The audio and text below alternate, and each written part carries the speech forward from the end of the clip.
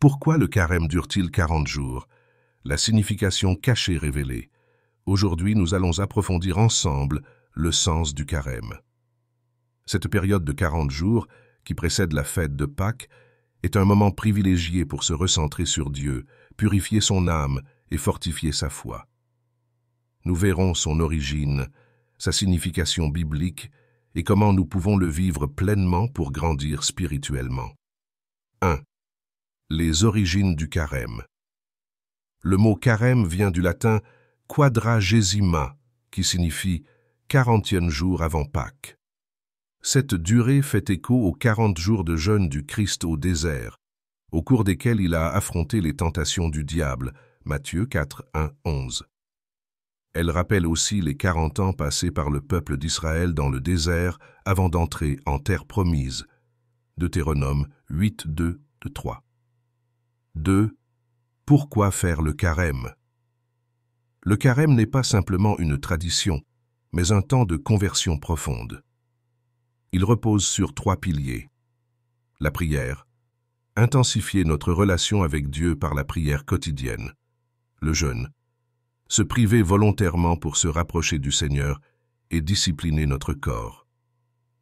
L'aumône, partager avec les plus démunis et poser des actes concrets de charité. 3. Le jeûne et la pénitence. Jésus nous enseigne: l'homme ne vivra pas de pain seulement, mais de toute parole qui sort de la bouche de Dieu. Matthieu 4, 4. Le jeûne ne concerne pas seulement la nourriture, mais tout ce qui nous éloigne de Dieu. Distraction, addiction, plaisir superflu. Il nous aide à détacher notre cœur des biens de ce monde pour nous concentrer sur l'essentiel, la vie spirituelle. 4.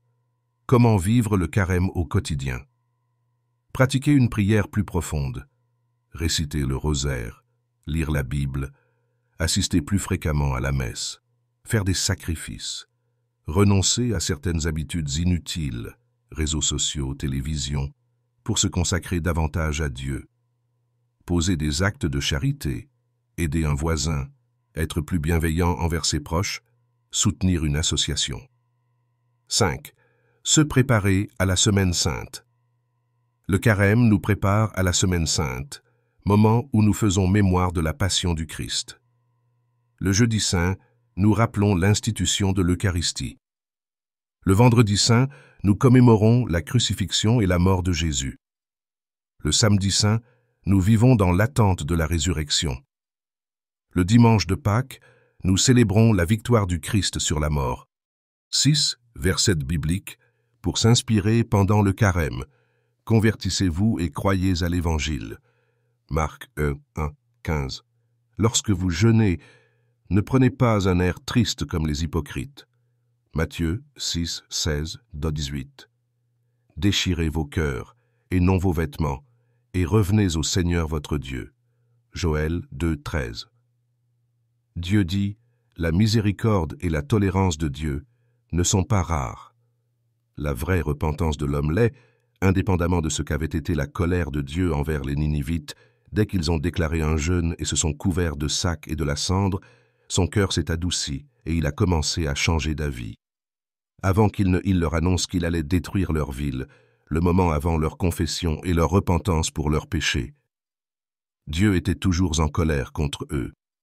Après qu'ils eurent posé une série d'actes de repentance, la colère de Dieu contre les habitants de Ninive s'est graduellement transformée en miséricorde et en tolérance pour eux.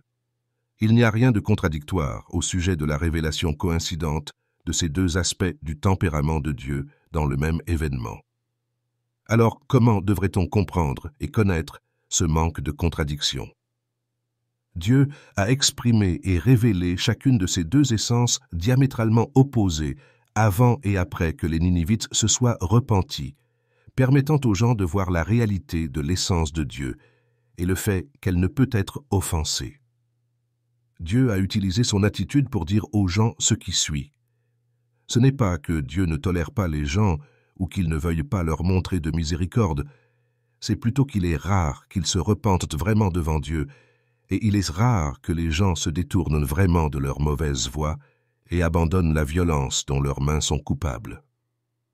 En d'autres termes, quand Dieu est en colère contre l'homme, il espère que l'homme sera vraiment capable de se repentir et il espère en effet voir la vraie repentance de l'homme, auquel cas il continuera libéralement à accorder sa miséricorde et sa tolérance à l'homme.